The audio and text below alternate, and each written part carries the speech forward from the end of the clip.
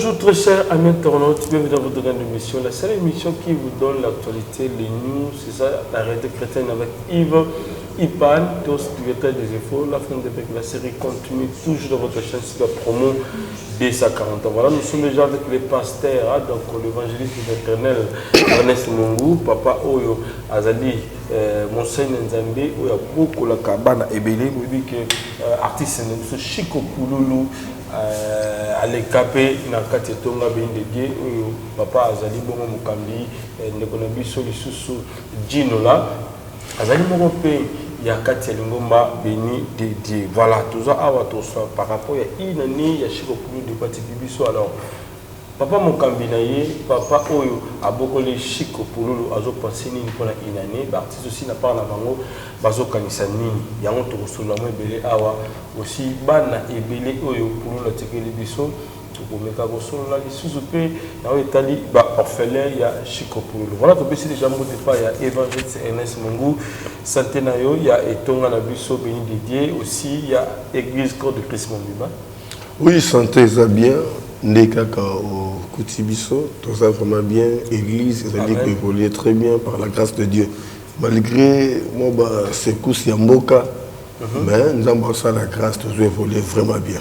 Voilà, papa, il y a Moulimou, il y a un développement Chico Pouloulou, c'est déjà une année, depuis une Koutibiso, donc nous avons le 23 mai, Chico Pouloulou a Koufa Lelo. Alors, vous prévenir, nous, pour ma fan, na bana aussi na basi au Chico Pouloulou tiki. Mais avant tout on linga on même absolument déjà na moi rétro manqué ces jours-là quand on vit une nouvelle Chico Pouloulou tiki biso ezaki ndengini pour notre papa Ernest Mungu. Bon omoni liwe bongaka oyebe ke mutabane ko bela zobonde la nzamba sunga surtout ki akufi a zanenge mususu. Okay. Que oyebi sango ya malade te surtout ki ba yiso ke mutu akufi eningisaka makasi ndeka na lobaka la fois passée Chico azalaki vraiment mwana oyo ayayi koluka ngai ntango alongwaki epai ya papa na ya théâtre sai et badiscuteki tellement makasi ntango aye tolekisi ye na contrôle prophétique nzambe apesi barévélation oyo esengelaki aleki na service ya délivrance. Après délivrance akomaki kovanda plus epananga asali recrutement na ye nazwaki groupe wana ezolala chaque mercredi na église tokosala baprière ti na ndenge mpe nzambe apesaki ye baprophétie ebele bapromese ebele ke nzambe akotombola ye akozwa bainvitation akoyebana akosala boye et c'est là que tout le chaîne de télévision na canal 5 tout le canal 5 BRT Africa la répétition de la victoire on a toujours assister bango na ba prière et na ba conseil et tant nous avons eu ça la grâce que atombwami ayebani et akome quand même musika ne katolobaki ne que la ba vedette azaki pendant musika nanga c'était ça bref mais sango liwa na ye nous reconnaître que une semaine avant liwa na bande ko penser mingi d'ailleurs que Dino là parce que Dino là ti lelo azalaka toujours na se ya makolo mais ndenge ni muninga na yo depuis batin ebela mona na raté nous avons vraiment na poste d'urgence on rappelle tout le monde na raté moko na benga ki papa na poste na yo Albert oya yete na zwi numéro na bengi ye d'ailleurs comme on a moi si na ye wazalaki na ye koko ayambinga na si en tout cas na silikelaki koko makasi ndenge ni zo ya mangana numéro ya Pouloulou. Oh, il y a un point noir. À quel point noir a-t-il le téléphone? Oh, est-ce que le téléphone? Ce qui a yé, ils ont vraiment urgence à l'sécurité. Bien, c'est à bien d'urgence. Soit ce qu'il y a, il y a signalé. Na ndenge Chico ya na yebate na yeko za la surprise maman na yaso bien na toko papa ba bengi ngai Chico sa les crise ngabi oh na braza roté oh mais Chico sa zonga oh déjà zonga ki le but avec na ndako mais c'est koko ce que Chico zonga benga pour le benga te bon ngape na outil mission na zonga ndako so komi kuna ou informer nga nzoka essayer mi kufela ki déjà. Donc on a été vraiment émotionné, on a commencé même pas na mort, ti na ninge matanga pe vanda ki tebe ko accompagner matanga ti na ninge to kunda ki nde lelo le 23 une année et coquille. Vous pouvez venir, pour le fan, c'est une question à tout déjà avant. Bon, bana, pensez à nos années, surtout chez Kwatiki Bana et Bélé, néanmoins, là il y a un obsèque naïe, tout le monde qui n'est pas béni Bana, éviter de couler à produire votre corps parce que ça un artiste éviter bana au chico pour la tique béré bino non ba papa beaucoup venir ni pour na bana wana lelo inani. Bon, en réalité bon na kolobaté c'est regrettable na yebinenge organisation et association na bango ba comédie exacte parce que la seule quand même bah violence ya koyeba qu'est-ce qu'on pouvait faire pour combattre la paix mémoire et à moi. D'ailleurs, maman a déjà dans Angola, Aza vraiment en Angola, avant de bien en papa, il en est en papa, n'habite kuna mémoire à moi, n'est quelque chose beau, il habite, n'a pas la violence, tout ça, à moi quelque chose. Malgré que baninga nae, na meke ko sovana Ginola, na meke ko sovana Pakaloui, na sovana Sondiata, na kende ko sotina sai si nous pouvions organiser quelque chose. Et bango balaki non tous après ce que j'ai initiative au bengi biso to goya tala ba quelque chose na ke pa ya papa na ya théâtre sai na kutaki sai pe aki na programme moko ya spectacle moko na Bukavu je crois et sai parce que nga lobi en tout cas na déjà préparé na spectacle ya Bukavu mais si y a une organisation na ko sa part na ngai.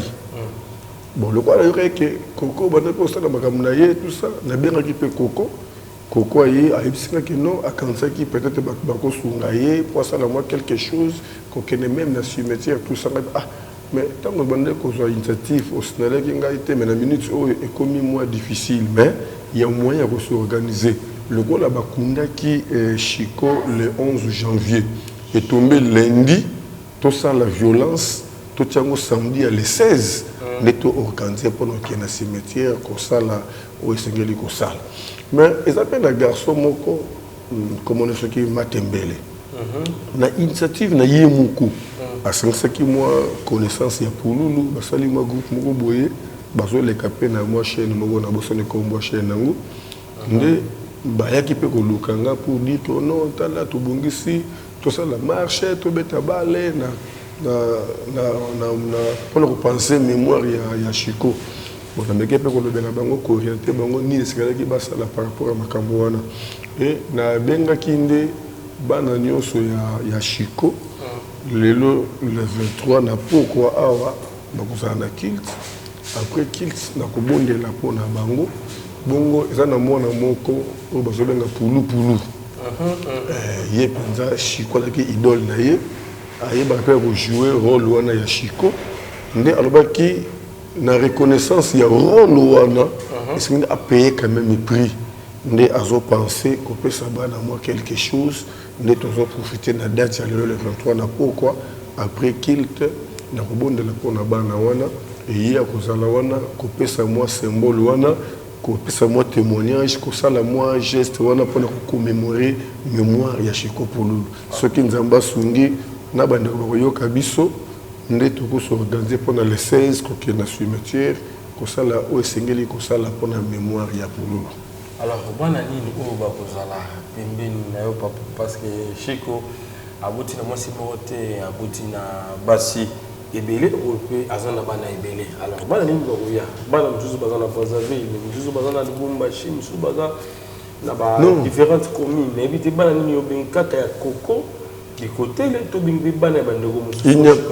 n'y a pas une raison pour ça les étrangers parce qu'il n'y a rien un petit symbole rien qu'il n'y a pas au Bazali et nous devons reconnaître Yemoko Coco dans la Mibale nous devons reconnaître Karine dans la Mibale il y a la sœur Dédé à Namonamoko et puis la sœur Baby à Namonamoko nous avons Coco ça fait 2 fois à une église, avant-hier, à une église, lobby, à une église, à une carré, lobby, bébé, écoute, à une calamité, des coups, ça déjà permis nanga, donc bango nyons, na solo lina bango, Rien que prendre moi conseil et puis na mukolona comment de la prendre bana. Vous voyez que chez quoi c'est plus ça qui bat tout. C'est vraiment acteur moko très puissant na mboka na biso malgré des organisations malgré ba industrie mike mais nous avons remarqué que ba acteur rebelle bazo kufa ba mémoire na bango ezala effacé. Effacé. Donc, on a évité l'association, même toi, il n'y a pas ça, dans le bel même ça, mais il fallait qu'il aux associations, il fallait qu'il, moi, mais les minutes où l'organisation est en pour les acteurs, la mémoire, les autres, oublier, tout le monde a le bel côté, le côté. Donc, tu as évité ceux qui peut-être côté, qui ont moins initiative, que chaque année, ça a quelque chose. Donc je crois que c'est ça. Mais papa, nous avons négligé vraiment les bino, nous avons négligé les bino. Parce qu'il y a des gens qui ont moto, moins kilo, makasi pour ça la de façon que mémoire artiste est bon. Mais il y a des gens qui ont senti vraiment que nous négligeons les bino Chico pour nous. Il y a des artistes, il y a des déjà. De voisins effacés, bon, 2 à 3 à 4 ans. Non, mais on a ils en a part na bango. Il y a toujours profité qu'on peut-être une association au télé makambu théâtre, tu es artiste. Ils en a compte organisation na bango. Nous c'est l'église. Bible le B, ceux qui sont morts, leurs mémoires sont oubliées. Vous comprenez? Peut-être nous pouvons soutenir les enfants. D'ailleurs que j'ai appelé pour la prière. De la prière, c'est déjà une base pour soutenir bango pour des lobbies. Base là vraiment malin et puis que surtout que baye bana ba solo laka côté bana on a baza makila moko vous voyez na soirée na bango gloire à Dieu na mona que déjà que Yekari na solo laka na Dédé a solo na baby et na yori pe Coco même si il pas solo na baby a solo na Dédé donc il y a un problème c'est comme si c'est Coco na Karine c'est comme si ndé bazo sortir na habité la peine parce que donc ce on ne sait pas l'avenir ni on zambe à bombeli bango en tant que pasteur peut-être même na point noir na solaki na épée na bien depuis Brazza to solaki. Donc, ce que je pouvais faire, peut-être, il y a un niveau d'anga. Organisation, commémorer la mémoire, et c'est une association, mais c'est quelque chose pour un acteur, artiste, à Koufaki. Voilà. Mais papa, tant que vous avez signé son nom, moi, Bolingo, Coco Kakande, moi, Bienté, pour la Karine. Non, Karine, par exemple, sur la Naza Pasteur, Naza 4-4, na lui, boui. Dans le temps, nous avons bango, nous avons eu témoignage. Karine a solarana baby, a solarana Dédé. Mais nous avons eu témoignage qui a solarana Coco. Coco peut nous avons a solarana baby, a solarana Dédé. Nous avons eu témoignage qui a solarana Karine. C'est comme si nous avons vraiment couranté. Donc il faut me rappeler que solo là, même si bakota na bango te, mais ne fait que solo là ba yeba ke ya na ya za la rakuna, le qui ne za la rakuna pour baza famille, baza bandeko. Nde rôle on na ko jouer yango wana. Oui, ba bi boni moizate, batrio dotanga bongo ningo yo kimé. Tout na venu comme tout à l'heure na pense beaucoup. Ba bi boni moizate na basi na bango, basi nyoso chiko pour la tiki, ba solo là vraiment te. Alors comment vous avez un bana? Donc, bana va yebani vraiment. Évitez yosa papa, vous allez en bango pembeni. On attend aux autres que bana va yebani parce que maman a déjà confié les désarrois à ma casse. Non, bana ko yebana c'est normal parce que bandi est si à mon côté. Mais si maman va yebani, maman ne va pas mettre les solo ya bana. Ne ba ko sangisa pe bana wana. Ya mutuya eza d'abord ba maman ba yebana. Aussi maman ba yebani. D'office qui ban peu bakoyeban. Donc je crois que c'est le problème c'est maman ne ba yeban. Pour maman le kola oyo abota mona liboso par exemple. Akoyeba ke no mona liboso aza yaya ba leki ne baza. Akoyebisi ko tane to botama espère za boyeba ke leki no moko azala ka boy. Leki no moko azala ka boy. Vous comprenez? Bakoyeba ko comment ko sangisa bana parce que plus tard on ne sait jamais. Parce que maman le bakoyo kanate ezali berère. Parce que on a besoin de moko. Un jour peut-être bakulukana. bayebana il faut ba maman nde bata na soudé et puis ba maman na maman ça na makambu na ye ça na ko na ye parce que raison ni ko sala ke ba yokana te ba ko elani c'est ça le problème.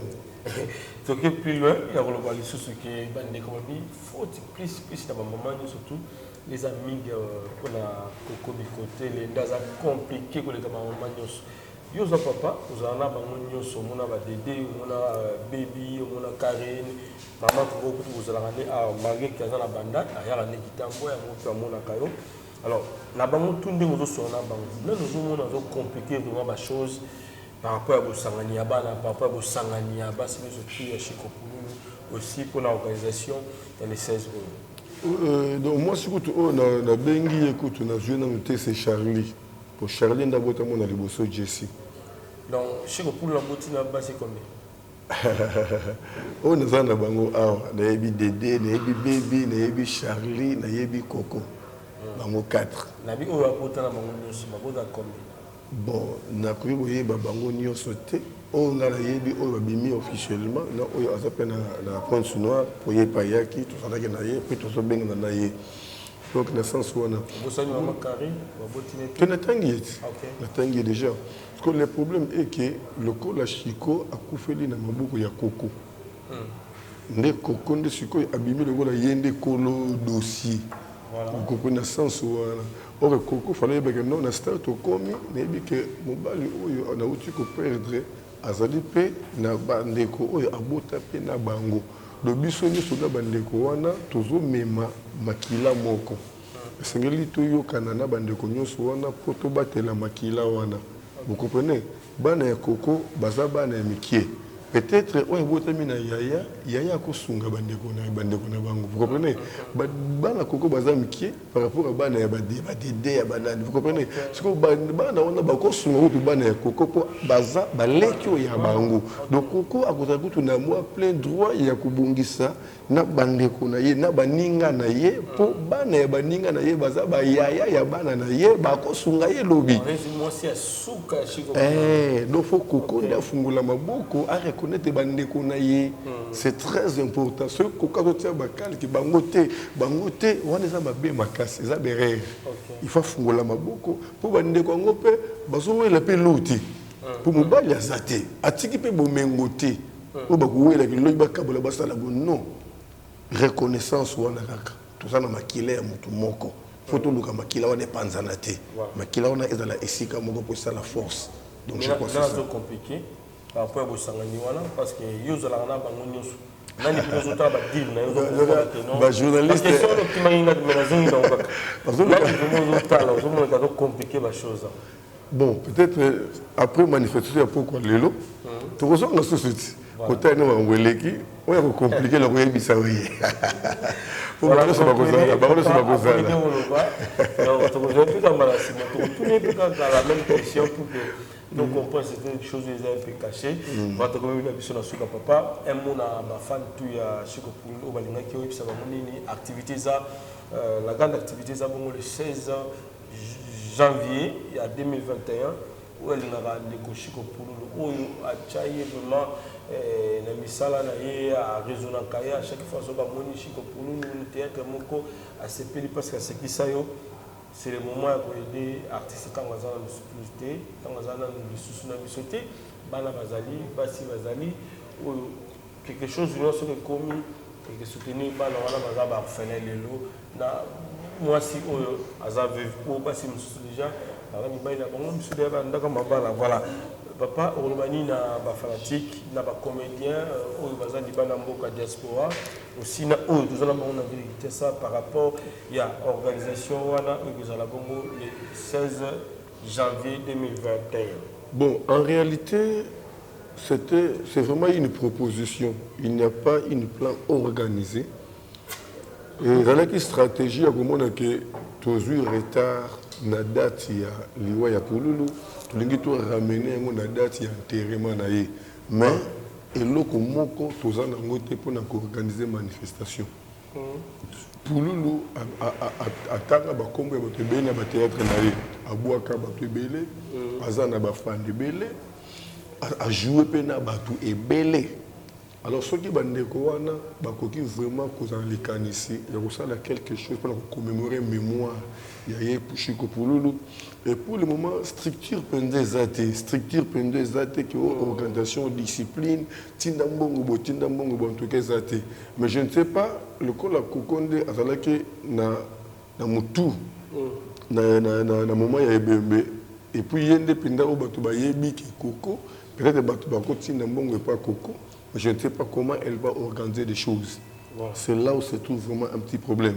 Mais bande connaissance va pousser à quelque chose, qu'on soutenir pour la meilleure. Et là comment ça les makoko mémoire.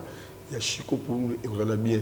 C'est que qui va te belé, c'est que qui vraiment va te belé. Mais les lots, il en est en tout cas les solos dans les obétés à mater.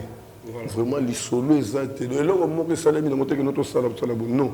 Bana o nde bazui moi initiative sif que tolo bayango moi no mukie na kombo ya matembele afika ne mona moi mukie banonga azasa mais akoli quand même azui pena moi initiative on a sangisi pe moi batu o aosa na moi quelque chose na moi no oyo ya pulu oyo azo reconnaître icône na ye moi linga sa ta moi petit geste wana no bande ko nyonso balingi ba contribuer balingi ba soutenir en tout cas ba hésiter pour te les 16 wana tout bien quand même bagninga na yeba acteur poto ko même na cimetière ko sala molo ko mugu songolo bande ko ba mona le susu mutuna bango balingaka ndenge ni na zalaka ba bike acteur akupate parce que ba œuvre na ye elobaka toujours surtout limusi na ba œuvre ngo e ko la fuma malamu te donc je crois de le ko ngana ko loba ngo.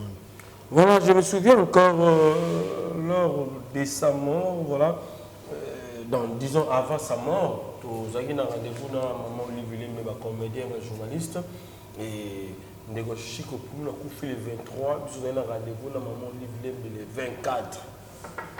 Chico Pouloulou maman Olivier à Nila, rendez-vous comme ça le 26 pour la mémoire, il y a un Chico Pouloulou. Et puis, sur le papier, moi, il y a maman Olivier, il y a un Makati pour soutenir l'artiste. Et puis, ce qui est le Bakonzi Mboka, Maman Denise Azawana, le président Fachi Béton aussi. Dans mon hyper de champion, quatre artistes. C'est ce qu'on appelle Bakonzi Mboka.